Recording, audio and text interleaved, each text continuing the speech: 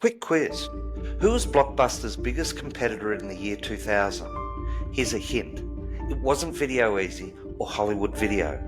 It was a tiny mail order DVD side hustle called Netflix that customers hired for the job of movie night made easy.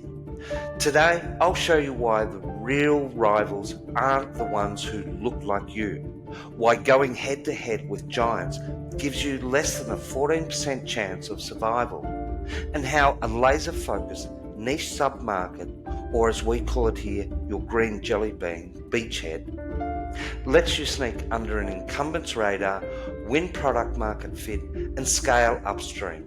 I've also dropped a free gift for you in the description.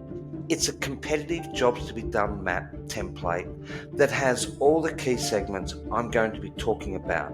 So don't forget to download it, as it will help you avoid the wrath of big powerful competitors while you sneak up on them in the same way Netflix led to Blockbuster's downfall. You see, it's not the size of the dog in the fight, it's the size of the fight in the dog. And small dogs learn to fight smart. Let's go. Welcome to That Product Market Fit Guy podcast, where we talk all things product market fit, specifically for innovators. I'm your host, Trevor Holmes. Let's get into how you beat your competitors in launching your innovative idea. And don't forget to hit subscribe. Let's break down the 4 game-changing learnings about competition in the Professor Clayton Christian way. Often when I ask an innovator who the competitors are of their innovative idea, far too often I hear the response, "Oh no, we don't have any.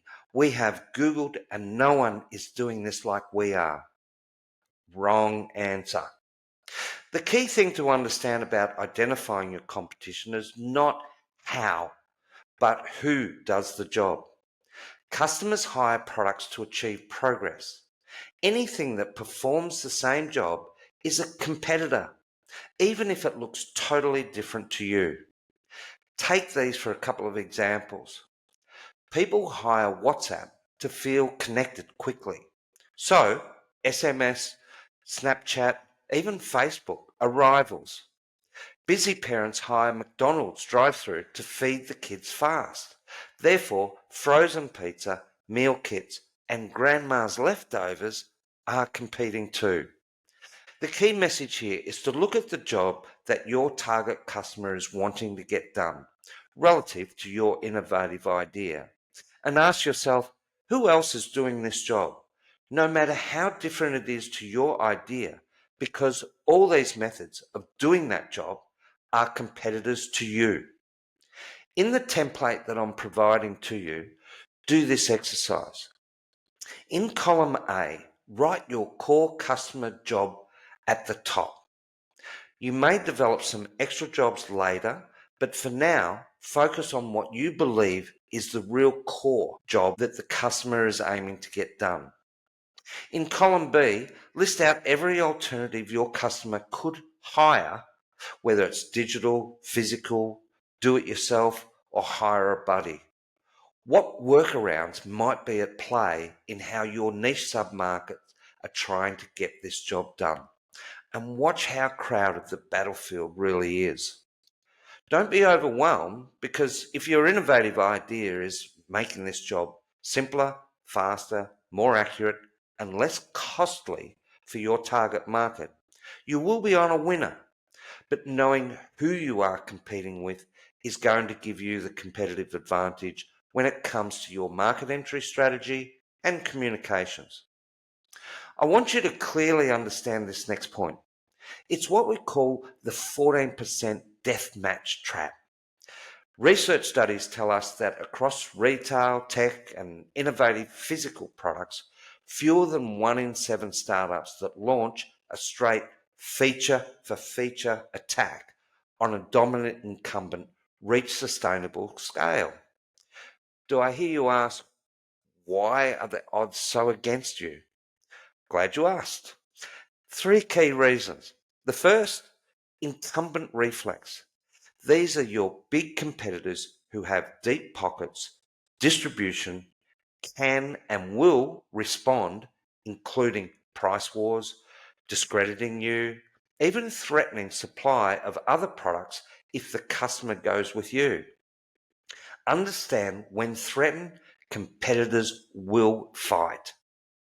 The second, customer inertia. No one ever got fired for buying IBM. That is, employees tend to stick with what is known and what they feel they can be safe with, even if your innovative idea looks fantastic. The third, resource distraction. When trying to compete on features, you burn scarce runway duplicating table stakes instead of focusing and deeply understanding your target market's unmet needs. Case in point, Webvan built a gold-plated grocery e-commerce platform aimed at the same shoppers Safeway already served. The result? Bankrupt in 3 years. Now let's take a look at winning strategies when competing with the existing competitors, the powerful incumbents. Let's call this your green jelly beans low-end beachhead. The key strategy at play? Enter where the giant can't be bothered. And that's the low margin over-service customers who will happily trade performance they don't actually need for convenience, simplicity, or price. Here are some classic examples from brands that you will know and where they actually nailed it. Way back in the 1950s and 60s, a company called Toyota entered the market with a tiny, cheap Corollas ignored by big car companies because they entered the US market focusing on the very low end of the market. That is, their MVP, the Corolla, built their brand, improved the product before moving into higher end markets with the Camry and Lexus. Oh, by the way, do you know what Lexus stands for? Luxury exports to the US. Brilliant brand strategy to differentiate from the Toyota mid-range brand. Now take Canva, launching in around 2013. Free drag and drop design for non-designers. Now, a serious Adobe competitor with enterprise suites. And Xero, who I've spoken a bit about. In 2006, cloud bookkeeping for very small businesses.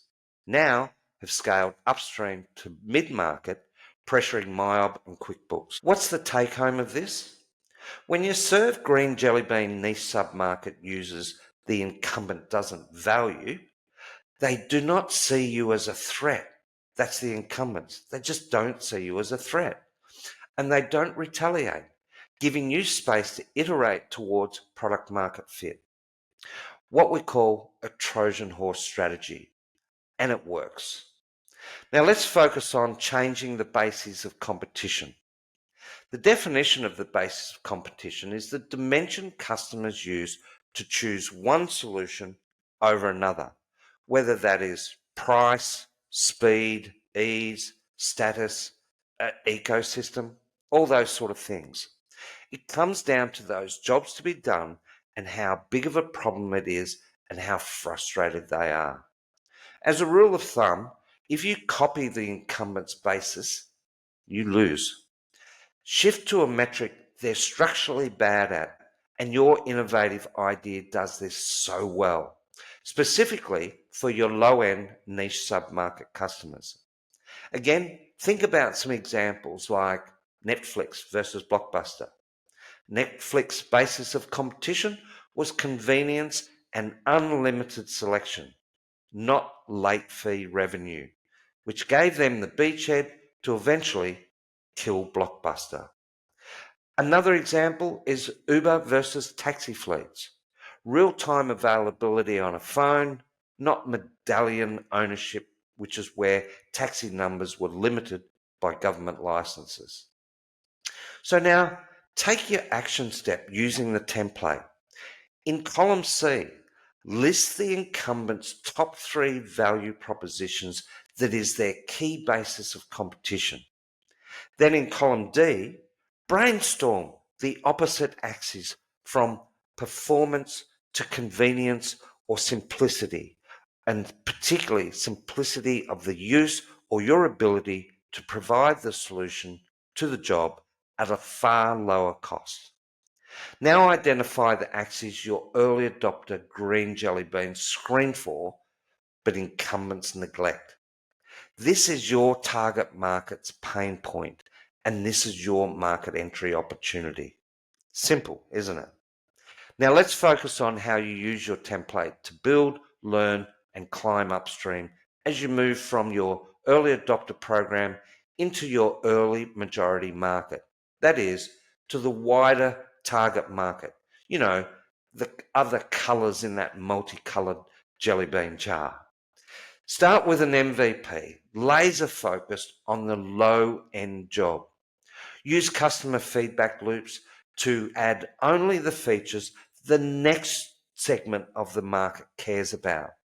And if you've done it right, your early adopters will give you strong indicators of what this is. Basically, rinse and repeat. Each upstream move widens your TAM, which is your total addressable market, while maintaining differentiation. And here are a couple of guardrails for you to be very aware of. Don't abandon the beachhead too early. Use it for insights. Help them grow their business, or if it's a consumer product, to grow their capabilities. That is, take them on your journey and keep the incumbent guessing. By the time they notice, you're 2 segments ahead, and you will either be an acquisition target or be raising so much money you will eventually disrupt the incumbent and win their top clients. And to finish off with a few key reminders. Beware lookalikes. Your biggest threat could be a workaround, not a startup in your category. Celebrate constraints. Tiny budgets forces focus. That's your unfair advantage. And focus on metrics that matter. Percentage of users who switch from those big incumbents to your innovative solution. Time, accuracy, and cost to get the job done versus the incumbent solution. Being an innovator is about having a mindset that you are learning machines, not feature factories. So, how was this for you in this episode? Did you learn something new? Was I able to give you a clear pathway of how to identify the variations of what your competition can be? How to assess the basis of competition, plan your points of differentiation, and then laser focus that low end that is desperate for an easy, low-cost solution. Let me know down in the feedback and in the comments, as it helps me refine my messaging and how to bring it to you. Don't forget to download the competitive jobs to be done map below. Post your biggest surprise competitor in the comments. I'll give you some feedback in the comments as well. If today hit home, hit the like, share with co-founders who might be staring down the big giants thinking that they can take them on, and subscribe so you never miss the next green jelly bean strategy. I'm that product market fit guy helping you win the right market, not just any market. Until next time, stop guessing, start validating. See you in the next episode. Ciao for now.